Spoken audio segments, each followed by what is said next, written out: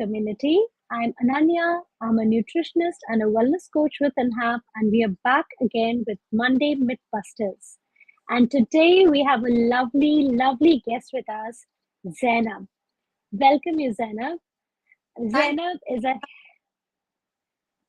yeah. Zainab is our health and happiness coach and a yoga instructor.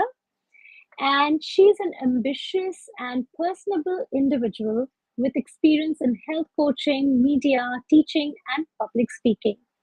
Zainab is a holistic health coach graduate from IIN. She has reversed her hypothyroidism naturally and has coached her clients so far, helping them with hormonal issues, thyroid, obesity, sugar addictions, and lifestyle transformations. Welcome, Zainab, once again. And would you like to please tell us a few words about you and what exactly is depression, or how do we understand if our loved ones or we are in depression? thank you so much. I feel this though now everybody has been talking about depression these days, but still I feel it's not enough because there's still so much awareness that needs to be out there regarding the myths on depression. And I'm someone who is extremely passionate about health overall, whether it's physical health or mental health or spiritual health. And I myself have been victim of so many chronic illnesses, whether it's ADD or like hypothyroid or depression itself. So yeah, I feel that it's very important to talk about it. So thank you so much for calling me out here. Yes, it's our pleasure and honor to have you on board with us, Zainab. So we have today's very interesting topic, which is myths around depression, is what we are going to talk about. And we have a couple of questions from our audience. There are five myths, the topmost five myths actually, which we have chosen. So let's dive in. So the first myth is that depression is always triggered by a traumatic event. Is that so? Is that a myth? So it's very subjective. I won't say it's always triggered by a traumatic event. It can be, of course, if maybe you have lost a loved one, it can lead to a depression because it can again create some sort of imbalances in your brain. But it is whether it's always created by a traumatic event, no, it's not true. Because I have literally seen people, there is no trauma involved, there is no incident, nothing has been triggered, but they have actually been a very, very severe victim of depression, a very advanced stage of depression. So, and nowadays, there's a very common type of depression, which you call a seasonal affective disorder, which just, occurs by or triggered by change of season. Now, changing of season is not at all a traumatic event, but I've seen people that, okay, the weather is changing, the season is changing, and they have just, come into depression. So it is, I don't think it's right to say that this is the only factor. I myself have been, like I said, I've suffered depression during the time when there was no trauma involved, and also during the time when there was a trauma. So in both cases, I have faced both of them. So I won't say that there's only one way that's the right way. Also, there are some drugs that can cause some imbalances. There can be a genetic role to it. Okay, genetic role is not as common, but yes, it can be. Maybe when your mother is carrying you in the womb and she was suffering through depression, you might have, you might have that. You might can have a depression too. So Okay. sometimes there is a prolonged work dissatisfaction. There is a long-term stressors. For instance, you are in a long-term relationship and that's a very toxic relationship. So there is no trauma, but yes, there's a long-term stressor to it that can cause a depression. Yeah. Wow. That was really enlightening. I mean, I don't think our audience or me, even I never knew so much, in detail about, having what is the real trigger of depression. We always think it's a traumatic event that causes, but season change was something, I mean, that is something very enlightening for us. Thank you so much. The second myth for the day is depression or sadness or self pity are the same thing. Really? That's a myth. Most notable difference is the classification here. Mm-hmm. Like sadness is like a very temporary emotion. It's a temporary, you can say a mood disorder, which just like any other emotion, like happiness and anger, it can it can end soon. But depression is Mm-hmm. definitely, it's a very prolonged state of mind. It can go for days, for months, for maybe for a year, I don't know. But sadness, there's a huge difference in that. Same goes for self-pity. It's a psychological disorder. Maybe something happened in your life after which, you really want to victimize yourself and you want to be Mm-hmm. in a particular state. But depression is something which needs professional help, unlike sadness. um, Sadness can So, be fixed through certain things. Yeah. I'm sorry to interrupt, but is there a way, Zainab, how we can differentiate them within themselves? I mean, say I'm suffering from depression or self pity or just sadness. How do I differ that? I mean, me as a common man, how would I understand I should go for a professional help or it's just a phase and just go away? So there are, like, your symptoms, your body, your brain will tell you. Like I said, if it is sadness, it would not prolonged. It will not be like going on for months and days and years.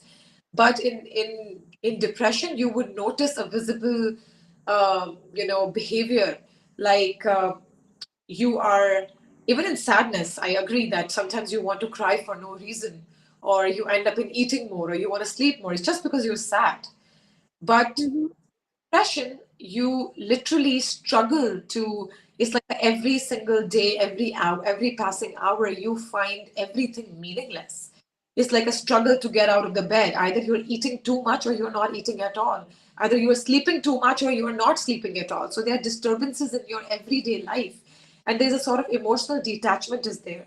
You just don't, maybe, see, if you're sad, maybe you meet your childhood best friend or someone you really love and suddenly your mood lightens up.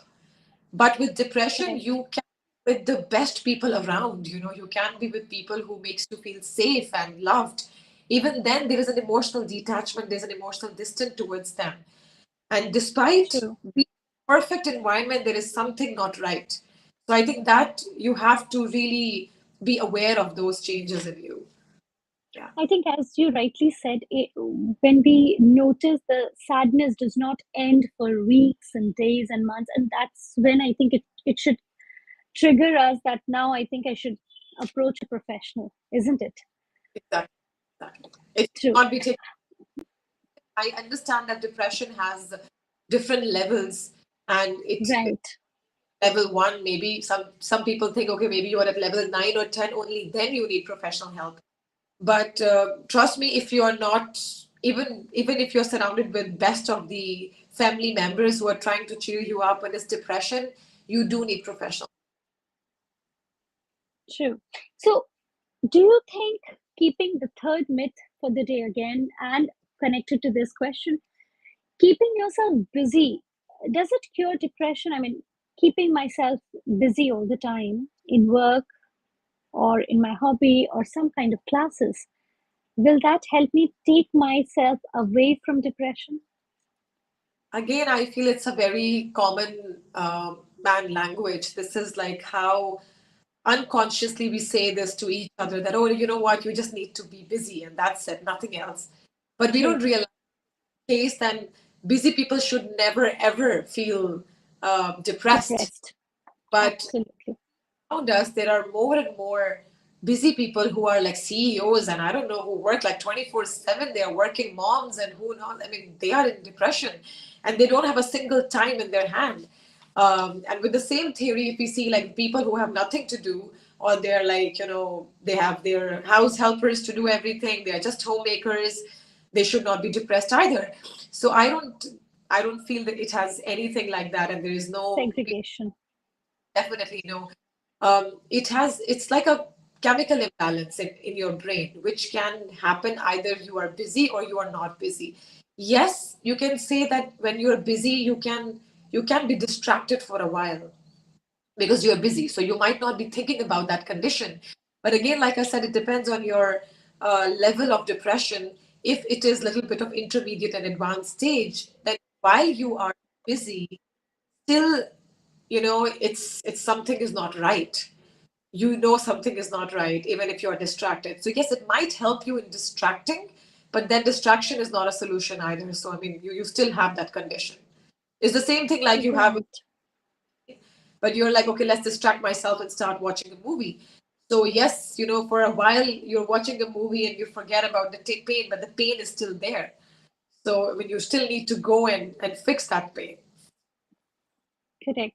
And most commonly, it is said that, you know, we relate depression to women, specifically postpartum depression, or, after a long relationship, after breaking a long relationship. But is it also seen in men and children also have depression, or they don't have depression at all? That's our fourth myth of the day today.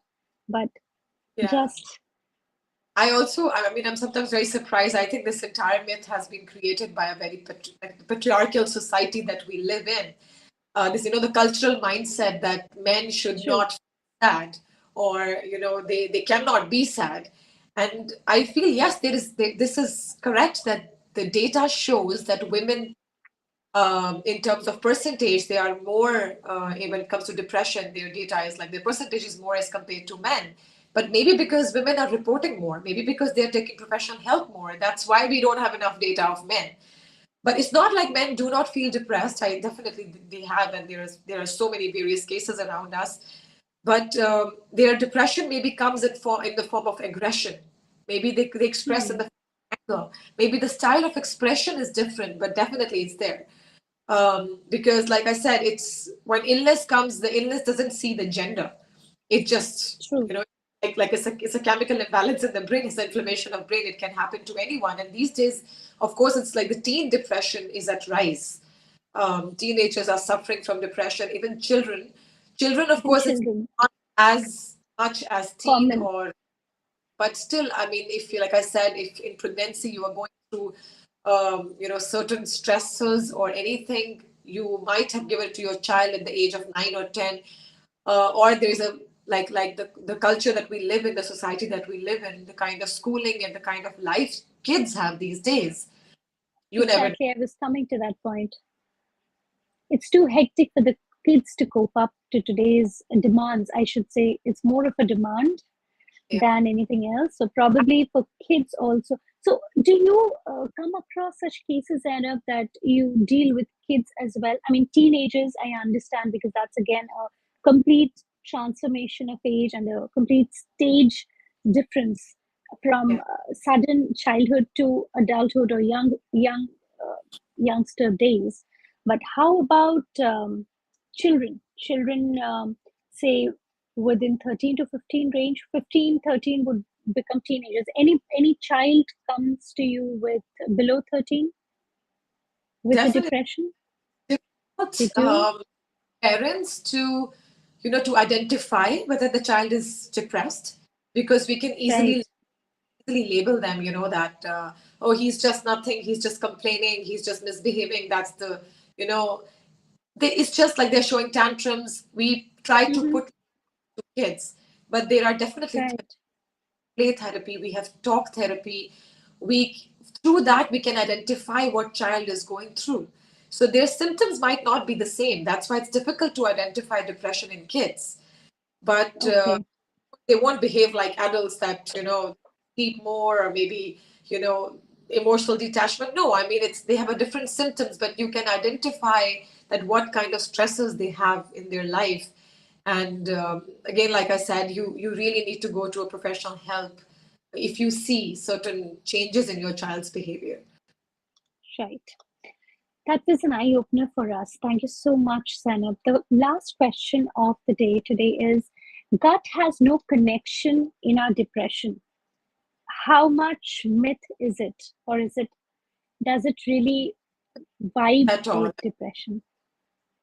it's my most favorite one, because I feel your gut is, I mean, I mean, now everybody knows that the research and data and science, I mean, if you know basic science, that gut has its own nervous system, which is called EM, and it cannot function without collaborating with central nervous system. So definitely, if anything, if we have a disturbed mind when we are in stress, we can be nauseatic, right? So it when the mind is disturbed, it automatically our gut Interconnected. eat too much, or we just stop eating, or we have a vomiting or anything. So because it has some connection, that's why. So same goes for otherwise. If you have a troubled gut, if you have troubled intestine, you have inflammation, then definitely your mind would get disturbed. And the biggest problem is that obesity, inflammation, and depression are interlinked. So why, nowadays most people are talking about it, because when you get obese, your brain size shrinked. And it also, and same goes for Alzheimer or depression or obesity. When you study their brain, there is one common factor among them, and that is the inflammation of the brain. So any chronic illness actually comes from the inflammation in your body. So if Mhm. any illness revolve around your brain or your mind, that has something to do with inflammation in your brain. So of course, if you eat too much sugar, if you have refined carbs, then it will turn into inflammation. So they have a True. very, very connection. You have to be very careful in what you eat. Like, for example, sugar is way more addictive than cocaine. Cocaine just lights up certain areas of your brain, but sugar literally lights up your brain like a pinball machine. So, when you have excessive sugar or refined carbs in your diet for a prolonged time, and exactly that's coming to our fourth myth here, that why exactly children are getting too much depression or this teen depression, which we never heard before. It's because of the diet and lifestyle has been completely changed. It's not the same we had like 20 years back, or even like 30, 40 years back. So it was, maybe, I mean, we also had sugar, but it was a treat. It was never a part of our life. Right. So definitely Correct. it leads to depression, because depression, like I said, it is nothing but it is something that Chemical causes imbalance. balances. Yeah, it's something that causes Absolutely. in chemicals. So when that imbalances, it can be triggered by anything. It can be triggered by your gut dysbiosis, which means if maybe you have a more bad bacteria than good bacteria in your gut, when you have more inflammation of the gut, and everything is connected. So you will feel that in your brain. I mean, the very small example is when you eat too much of food, especially in the afternoon, after lunch, you will feel, you want to take a nap. You feel drowsy. So the brain is telling you that, it's sleepy. You want some rest. So it has definitely it has a very serious connection, which cannot be ignored. True, true. That was such an eye opener. The session was very, very interesting, Zanab. Now, I think we can wait for our audience to ask questions. But any other message, a take-home message from you for the audience, Zainab, in the meantime, Take till the audience starts questioning? Just like any other chronic illness, please take Hmm. depression as an illness, as a disorder that needs to be treated. Because like I say, most people, they try to find I don't know, like this kind of, myths, like, oh, okay, fine, just get yourself busy and do this, do that. But okay, fine, maybe you try doing that if you don't believe that you have a serious depression. But then, if you think it's not working, then please, you do need to take a therapy. Now, here is a question that many people have asked me, that, okay, what if we can't afford therapy?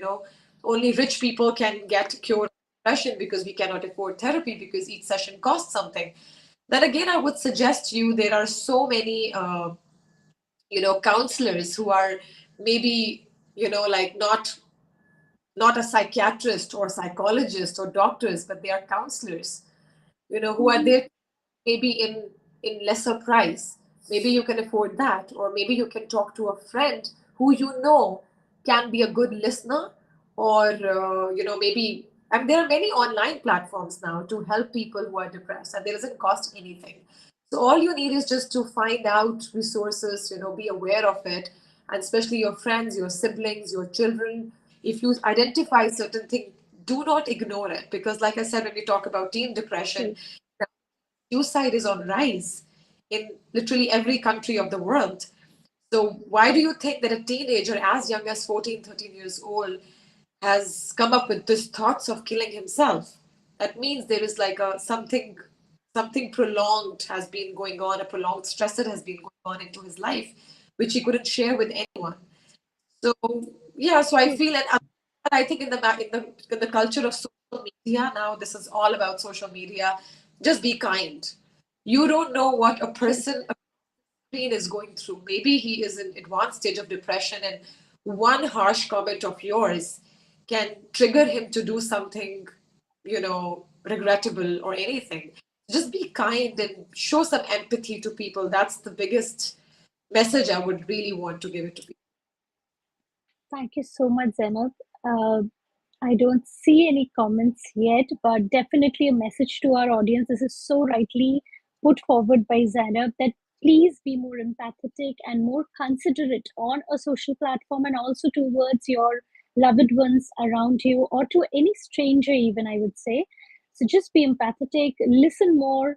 I think parents nowadays, we all get busy and we try and miss the little symptoms or the cues that the child leaves or a teen leaves, or even our we ourselves, our friends, our relatives. So just be more empathetic, be more kind towards everyone. And so I don't see any messages yet. In case you have any questions, please feel free to leave us your questions. And we can reply. Okay, I see Asha has uh, posted a comment. Asha, could you kindly write the question once again because I can't find it in the messages. I can't see it on the messages. If you can just share to me here. Okay, we'll just wait for Asha. I think, yeah, hey. Hey, Asha, please share your comment here. Maybe I can help you.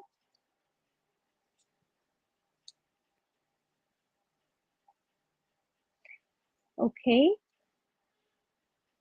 we can definitely get back to you with your answers from Zainab because I can't still see Asha has left a question. Never mind, we'll come back to you, Asha, with your answer. I hope Zainab will help us to uh, encode the answers and get a better answer for your question. Thank you very much, Zainab, for your precious time and enlightening us with so many aspects of the myths around depression. Thank you so much. And thank you, audience. We hope Wonderful. you loved it. Any questions you have? Yeah. Sorry, Zainab. I said Please. thank you for asking the right questions. It was much, much needed. Absolutely, absolutely, absolutely. So, thank you so much, and thank you once again for coming, Zainab. Thank you, audience, for joining us on our live. Okay, goodbye, Thank you. Bye. bye bye.